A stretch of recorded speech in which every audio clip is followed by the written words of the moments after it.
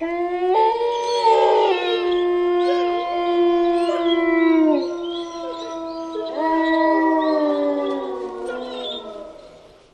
आप भी उन लोगों में से हैं जो भूतों प्रेतों में विश्वास नहीं रखते हैं? अगर है तो आइए हम इन्हीं कुछ अनसुनी बातों को लेकर आप सभी को हम बताना चाहते हैं। यह कहानी है बिहार राजधानी पटना की, वहीं से जिसे हम जैसे लोग पाटलिपुत्र के नाम से जानते हैं। पटना में बहुत से अलग अलग जगह से विद्यार्थी लोग पढ़ाई करने के लिए आते हैं और वहीं अपना किराए का रूम लेकर रहते थे और पढ़ाई करते हैं। इसी तरह पटना में हुई एक घटना दिल दहलाने वाली बात है। तो आइए और हम लोग ध्यान लगाकर सुनते हैं। तो हर साल की तरह इस बार भी बहुत अलग अलग जगहों से विद्यार्थी लोग आए थे और सभी किराए का रूम लेकर रहते थे। तो उन्हीं में से एक श्याम था जो पढ़ाई करने के लिए आया हुआ था। उसके रूम में और भी साथी लोग थे, सभी अच्छे से पढ़ाई करते थे। एक दिन की बात है, वो लोग कॉलेज से पढ़ाई करके अपने रूम में लौट रहे थे। तो श्याम ने बोला, तुम लोग चलो, मुझे थोड़ा काम है, मैं थोड़ी देर में आता हूँ। तो उसके सभी दोस्त चले गए और वह कॉलेज में अकेला ही रह गया। कॉलेज से निकलते निकलते उसको शाम हो चुकी थी, करीब लगभग 8 बज चुके थे। जब श्याम अपने रूम की ओर जा रहा था तो रास्ता बिल्कुल सुनसान था। श्याम सुनसान रास्ता देखकर थोड़ा उससे घबराहट हुई, लेकिन वो हिम्मत करते हुए आगे बढ़ता चला गया।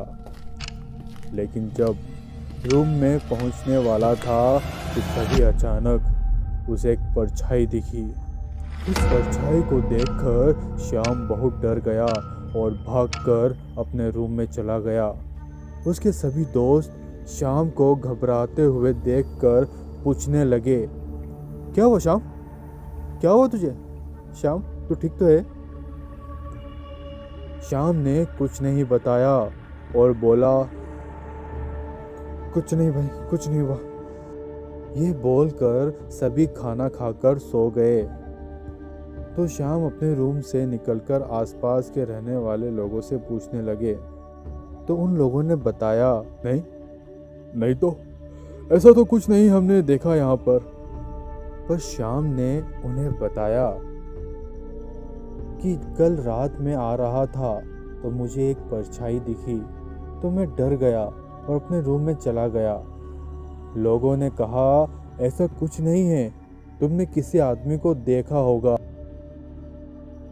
तो श्याम उन लोगों की बात सुनकर मन ही मन सोचा कि हो सकता है ये मेरा भ्रम हो, और वह वहां से अपने रूम में लौट गया। उन सब बातों को भूलकर पढ़ाई में मन लगाने लगा। इसी तरह कुछ दिन बीत गए। श्याम कॉलेज से फिर वह शाम में आ रहा था तो फिर से उस सुनसान रास्ता था। तो वह अपने कॉलेज की बातों को सोचते सोचते अपने रूम की ओर आ रहा था कि तभी अचानक उसे लगा कि मेरे पीछे कोई आ रहा है। तो झट से पीछे पलट के देखा तो उसे कोई नहीं दिखा और वह फिर आगे बढ़ गया। चलते चलते उसे फिर एक आवाज़ सुनाई दी। वह आवाज़ दिल दहला देने वाली थी। वह आवाज़ एक औरत की रोने की थी। तो श्याम यह आवाज़ सुनकर बहुत ज़्यादा डर गया था। उसका शरीर पूरा पसीना पसीना हो गया था।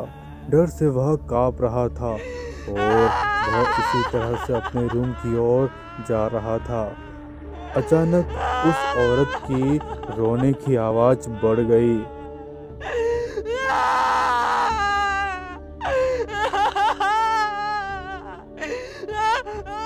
तो श्याम ने भागना शुरू किया। भागते भागते अचानक वो ज़मीन पर गिर गया। गिरने से उसके पैर में चोट आ गई। फिर वो सरकते सरकते अपने रूम में जाने लगा। कुछ देर के बाद अपने रूम में पहुंचकर उसने गेट बंद किया। दरवाज़ा बंद करके अपने सभी दोस्तों को ये सब बातें बताने लगा तो उसके दोस्त उसका मजाक उड़ाने लगे। हमने तो कभी कोई आवाज़ नहीं सुनी, आज आवाज़ सुन ही लेते हैं। तो श्याम ने बोला, हो सकता है कि तुम लोगों को वो आवाज़ सुनाई ना दी हो। लेकिन श्याम के दोस्त लोग बोले कि ये भी हो सकता है कि किसी घर में कोई औरत रो रही हो और श्याम तुझे वो आवाज़ सुनाई दी हो।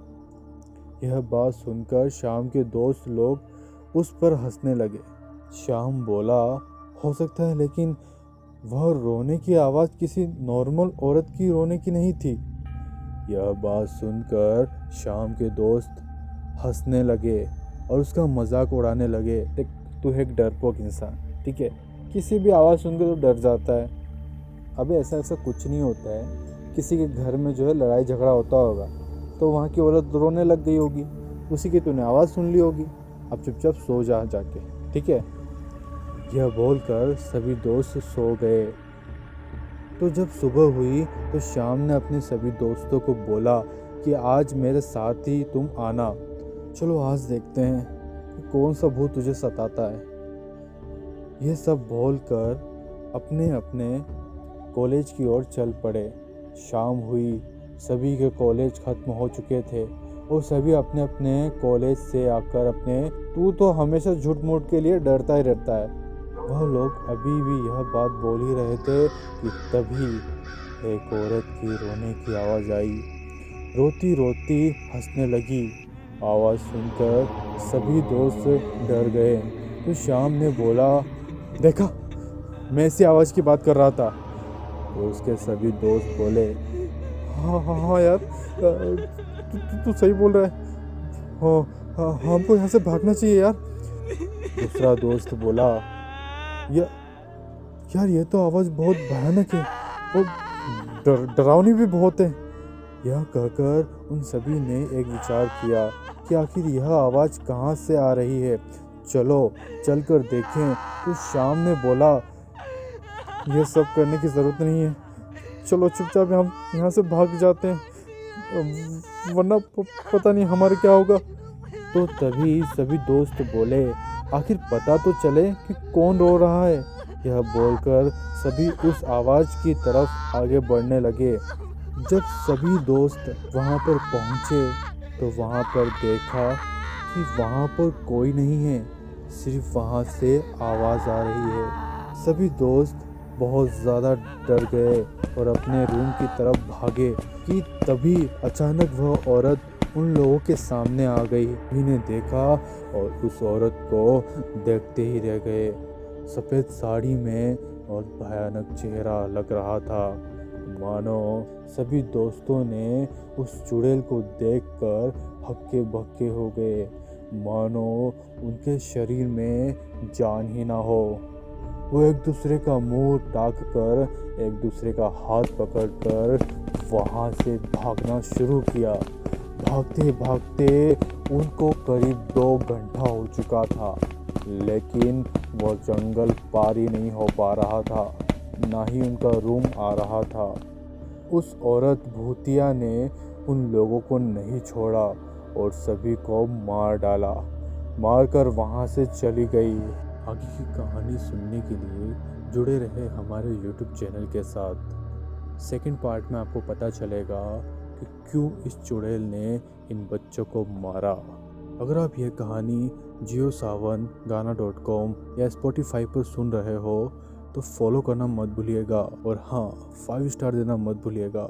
अगर ऐसी कहानी आपके पास है तो इंस्टाग्राम का लिंक और जीमेल की आईडी मैंने डिस्क्रिप्शन में दी हुई है, आप हमें वहाँ पर अपनी कहानी शेयर कर सकते हैं।